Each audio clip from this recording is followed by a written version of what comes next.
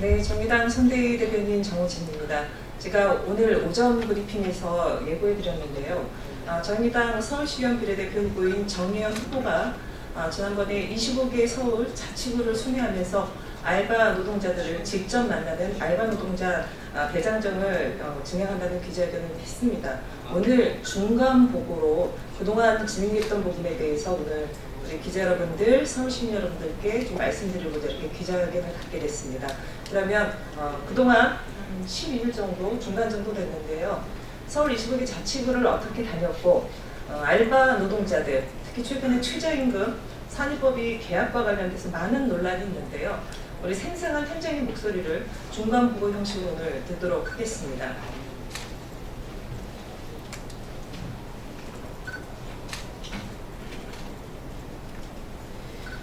안녕하십니까. 정의당 서울시의원 비례후보 정의연입니다. 네, 기자회견문 읽겠습니다.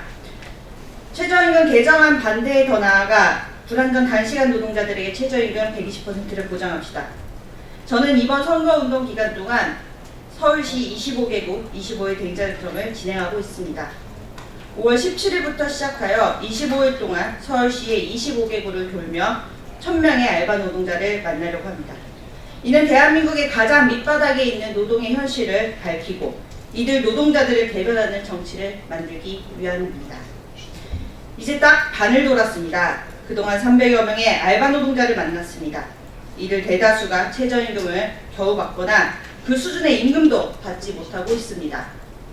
독서시 알바 노동자는 공부할 공간을 마련해준다는 이유로 최저임금 주휴수당을 받지 못하고 있습니다. 어떤 알바 노동자는 옷 입는 시간, 인수인계하는 시간을 시급에서 제외되고 있습니다. 당연히 근무에 필요한 시간임에도 불구하고 그 시간조차 빼고 있었습니다. 너무나도 부당한 노동환경에 놓인 이들의 현실을 바꾸는 일이 앞으로 대한민국의 정치가 해야 할 일입니다.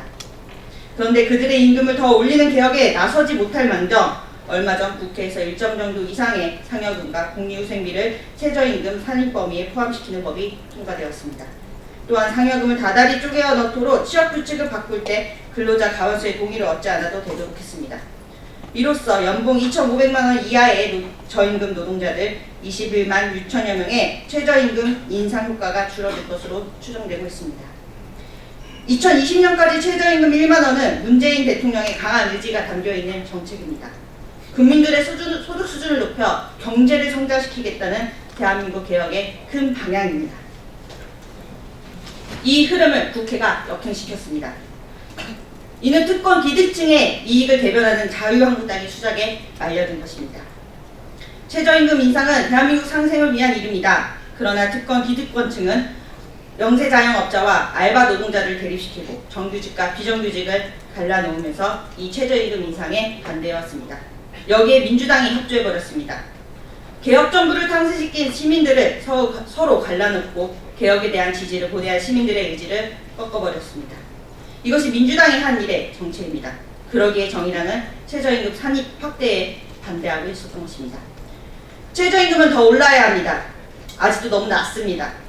그런데 최저임금 인상의 효과를 누려야 할 가장 핵심층이 저임금 노동자들이 이번 최저임금법 개정으로 인해 그 효과를 누리지 못한 일이 생겨났습니다. 이에 대한 책임을 국회가 져야 합니다. 저는 최저임금을 받고 있는 알바 노동자들을 만나면서 그들이 처한 노동의 현실이 얼마나 부당한지 강하게 느끼고 있습니다.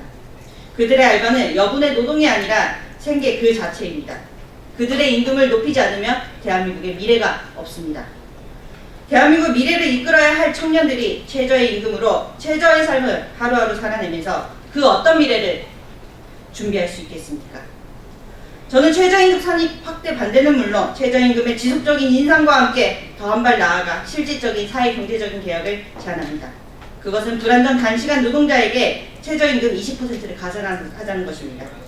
많은 기업들이 노동자가 법정 근로시간만큼 일할 수 있음에도 불구하고 단시간 비정규직을 고용하고 연장근로로 허용하지 않고 있습니다.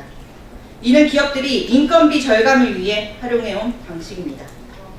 이렇게 기업의 효율성을 위해 단시간 노동을 해야 하는 상황에 놓인 노동자들에게는 그 불안정한 노동에 대한 대가를 더 보장하는 것이 맞습니다. 빵을 살 때 3개를 산다면 1,000원의 값을 책정하지만 1개를 살 때 500원을 책정합니다. 이는 빵을 만들기 위해 드는 기본적인 비용과 노력이 있기 때문입니다. 노동도 마찬가지입니다. 더 짧은 시간을 일한다 해도 그 노동을 하기 위해 노동자가 지불해야 될 기본적인 비용과 시간을 보장되어야 합니다. 하루에 5시간 일하는 서울의 한 바리스타는 이렇게 말했습니다. 월급으로 살기에는 사실 벅찹니다. 너무 짧게 일하니 기본 생계비도 보장이 안 됩니다. 투잡을 뛸 수밖에 없습니다. 투잡을 뛰기 위해 거리에서 버리는 시간도 많습니다. 일부러 5시간 정도밖에 쓰지 않고 월급으로 100여만 원밖에 주지 않는 것입니다. 그러니 다른 알바를 뛰어야 합니다. 근무 시간과 다음 근무 시간 사이에 꽤 많은 시간과 비용과 체력을 써야 합니다. 두 가지 알바를 하기 때문에 연장 근로수당을 받을 수도 없습니다. 불안정한 고용에 대한 부담은 온전히 저임금 노동자 개인이 떠안고 있는 현실입니다. 오늘날 알바 노동자들은 용돈벌이 삼아 알바 전선에 뛰어드는 것이 아닙니다. 이제는 생계형 알바 노동자들이 지속해서 늘어나고 있습니다. 때문에 이들에게 사실상 정규직 노동자와 같은 노동임금 형태가 고려되어야 합니다. 그렇지 않으면 오늘날 저임금 알바 노동자들이 겪고 있는 상대적인 임금 격차는 더 크게 벌어지고 말 것입니다. 그리고 이들 대부분이 대한민국의 청년 노동자들입니다. 최저임금 산입 범위 확대를 막아내고 최저임금을 지속적으로 인상시킵시다. 그리고 최저임금 인상이 가장 절실한 이들에게 실질적인 효과를 거두기 위해 불안정한 단시간 노동자들에게 최저임금의 120%를 보장합시다. 이것이 대한민국이 공정한 사회가 되는 방식입니다. 저는 최저임금 인상이 도리어 후퇴하는 것을 막아내고 실질적인 효과를 거둘 수 있도록 목소리를 높이겠습니다. 대한민국의 청년 노동자들 21만 6천 명의 불안정 저임금 노동자들을 대변하겠습니다. 이들의 삶을 바꾸는 일에 대한민국 국민들이 모두 함께해 주실 것이라 믿습니다.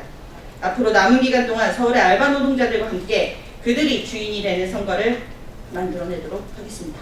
감사합니다. 네, 혹시 궁금한 점 있으십니까? 네, 그러면 기자회견 이상 마치겠습니다. 고맙습니다.